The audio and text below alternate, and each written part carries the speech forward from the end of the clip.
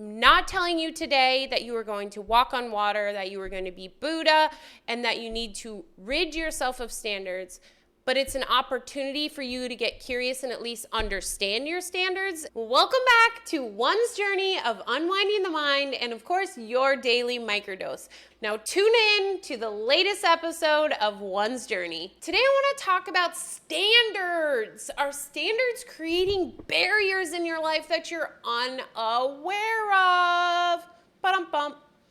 All right, let's start this off. The other day, I was meeting with a client, and we were having a discussion about limitless opportunities. We were discussing allowing the uncertainty to be instead of attempting to find certainty within the uncertainty, which if you haven't checked that video out, check it out. It's a great one. So in the process of that conversation about really allowing the uncertainty, we found that there was still some certainty being placed, and it was being placed through standards. What do I mean by standards? Well, I mean the threshold that you will not drop below when it comes to your way of living, your relationships, whatever it may be. We all have standards. So, for example, me, I'm more than willing to go stay in a hostel, right? A place where all I have is a bed, a shared bathroom, because it's all about the experience to me. Patrick, on the other hand, he might comment different on this. I highly doubt he would stay in a hostel. He has standards. He wants us to stay at least a 4-star Airbnb or hotel. Actually, it might be like 4.5 star. Me, I'm willing to give them the opportunity as long as there's no bugs. Bugs, standard for me, right? So there's these little standards that in the midst of us believing we are relieving ourselves from certainty and allowing the uncertainty, we still have a threshold it must meet.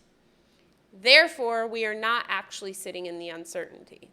I know, you're probably like, but Ashley, standards are good. Standards make sure that we survive in X, Y, and Z. My question is, do they? I don't know.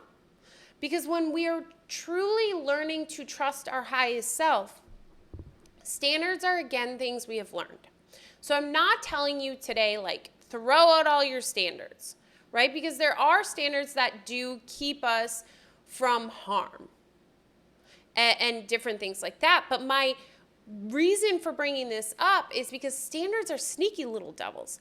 Standards are the ones that make us believe that we are sitting in the uncertainty and that we are trusting, but we have a level of standards. So technically we are not, but we almost don't realize it. This is an opportunity for you to get curious because, again, a lot of our standards we are raised with them. They're not standards that we have discovered on our own that we feel are necessary in order for something. I think the Holy Grail is to have no standards. I'll be honest with you. I think the Holy Grail is to just really resonate love and live from that place of love and fully trust the process. Fully trust the journey and trust that your highest self is walking with you. But we're not all Buddha. We're not all Jesus, or we're not there yet. So, again, what we can do is at least understand our standards so we can understand when an opportunity might be presented to us and we immediately turn it down. We could be like, oh, that's because I have this standard, right? Like, what if someone called us tomorrow and said, Patrick and Ashley, we have a sailboat for you, but it's infested with cockroaches? I would immediately say no. But if I didn't know my standard was bugs, I wouldn't know why I was saying no, other than I was just saying no. So I wouldn't have the awareness. And maybe as I move forward, maybe I would have the opportunity to be like, okay, it's got bugs. Bugs is a standard for me. I know that. But what can I do? Can we bomb it? Can we get rid of the bugs somehow? Or can we embrace the bugs? Can they be our little pets? I always wanted a dog on the boat, but a dog, isn't going to work. So we could have cockroaches. I don't know. That's extreme. But I don't have the ability to make those choices if I am not aware of the standard I am living by. This is an opportunity, friends. Again, get curious. When you're making a decision or you believe you are sitting in the uncertainty, ask yourself, am I really open to any possibility here? And if I'm not, where is that kind of level of threshold and why? Did I choose that, or was that something that was taught to me? Standards are sneaky ones. Remember that. Standards lie in the way deep background of our subconscious, in the narrative circle, on the, Ferris wheel, constantly reminding us that you're not allowing the uncertainty, but we're not conscious of it.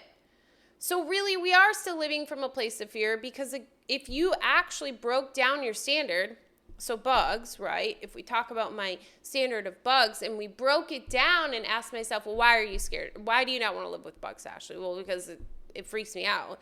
Like, I don't want a bug crawling on me in the middle of the night. Well, why? What does that matter? If we broke it all the way down, the fear is actually death. Any fear is death. But you have to break it down far enough. We're not Buddha. We're not Jesus. I'm not asking you to be that in this moment, but I'm asking you to get the awareness there so that when you are ready to take that step into enlightenment, whether it's this lifetime or the next lifetime or whatever, you've done a lot of the work of unpacking your narratives so you can choose to leave them on the side, right? You can choose to walk past them and truly allow the uncertainty and to truly trust. I think that is the biggest piece here today, is standards get in our way of fully trusting, because we're saying, I trust you, highest self, as long as it meets X, Y, and Z requirements. And there might be a huge gap there of opportunity, right? There might be a ton of ability, but if you are still blocking out some, then you're not allowing the limitless opportunities in the uncertainty, which is where your highest self lives. And maybe sometime one of the steps needs to happen in a place that is below your standard in order for the future to turn out a certain way. Just a thought. I hope today's video was helpful for you. Again, standards are sneaky little devils. They creep up in there. They make us believe that we are allowing the uncertainty and the certainty, but really we have a level of threshold. I'm not telling you today that you are going to walk on water, that you are going to be Buddha, and that you need to rid yourself of standards. But it's an opportunity for you to get curious and at least understand your standards and choose different if those standards are not really your standards. But also, in the moment when you're making decisions and you immediately say no or yes, you can understand how it lies in your standards, meaning you're willing to bend your standards more. You can't bend something you have no clue about. Share. Where do you see the sneaky little standards coming into your life? Where can you think of in the past that they actually held you back from maybe a really beautiful opportunity now that hindsight's 2020, right? I am so grateful for you, friend. You have no idea. As always, please remember you are worth it, and have an amazing rest of your day. Much love. Bye-bye.